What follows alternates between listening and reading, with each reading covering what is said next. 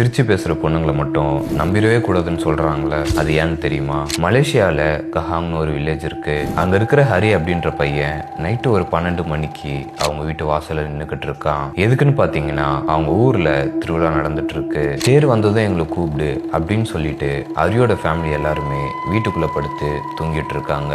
ஹரிக்கு தம் அடிக்கிற பழக்கம் இருக்கிறதுனால சரி ஓகேன்னு சொல்லி வீட்டுக்கு வெளியே நின்று தம் அடிச்சுட்டு வெயிட் பண்ணிக்கிட்டு இருக்கான். அப்போ அவங்க வீட்டுக்கு வெளியே இருக்கிற லைட் ஆஃப் ஆகுது. அந்த லைட் ஆல்ரெடி பிரச்சனை அப்படின்றதுனால ஹரிக்கு எதுவும் தப்பா படல. கொஞ்ச தூரம் தள்ளி இருக்கிற இன்னொரு வீட்டுல லைட் எரிஞ்சுக்கிட்டு இருக்கு. ஹரி சடனா அந்த பக்கம் திரும்பி பார்க்கும்போது அங்க ஒரு பொண்ணு நடந்து வந்துட்டு இருக்கா.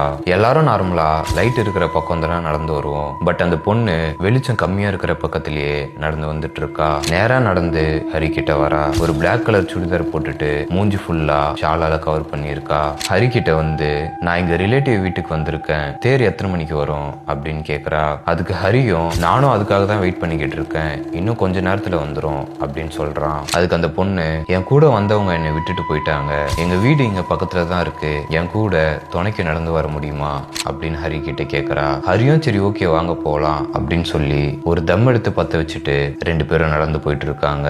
நடந்து போகும்போது 2 பேருமே ரொம்பவே கேஷுவலா ஜாலியா பேசிட்டு போயிட்டு இருக்காங்க.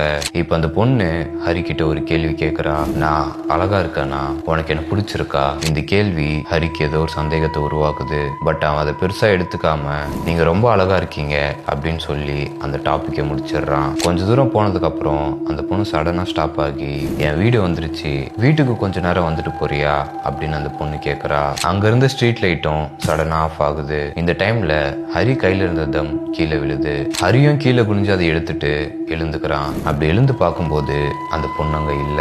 அந்த ஒரு செகண்ட்ல அந்த பொண்ணு எங்க போனான்றதே ஹரிக்கு புரியல. இவன் அப்படியே நிமிந்து அந்த வீட்டை பாக்குறான். அந்த வீட்டை பார்த்ததுக்கு அப்புறம் தான் அவங்க அம்மா சொன்ன ஒரு கதை அவனுக்கு ஞாபகத்துக்கு வருது. ஒரு 10 வருஷத்துக்கு முன்னாடி அந்த வீட்டுல ஒரு பொண்ணு இருந்திருக்கா. திடீர்னு ஒரு கார் ஆக்சிடென்ட்ல இறந்து போயிட்டா. அப்பத்துல இருந்து அந்த பொண்ணோட உருவத்தை அடிக்கடி பாக்குறதா அந்த ஊர் மக்கள் சொல்லியிருக்காங்க. பட் இந்த மாதிரி விஷயத்துல எல்லாம் ஹரிக்கு நம்பிக்கை இல்லை அப்படின்றதுனால அவங்க அம்மா சொல்லியிருக்க அந்த கதை எதையுமே ஹரி நம்பினதில்ல. பட் அந்த வீட்டுக்கு முன்னாடி நின்னுக்கிட்டு இருக்கிற இந்த சுச்சுவேஷன்ல அவங்க அம்மா சொன்னது எல்லாமே உண்மைதான்றது புரிய வருது.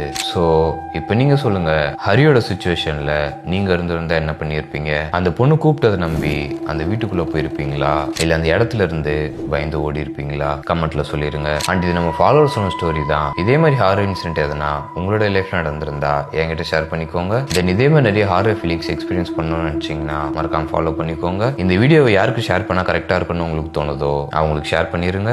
ஓகே, பாய்.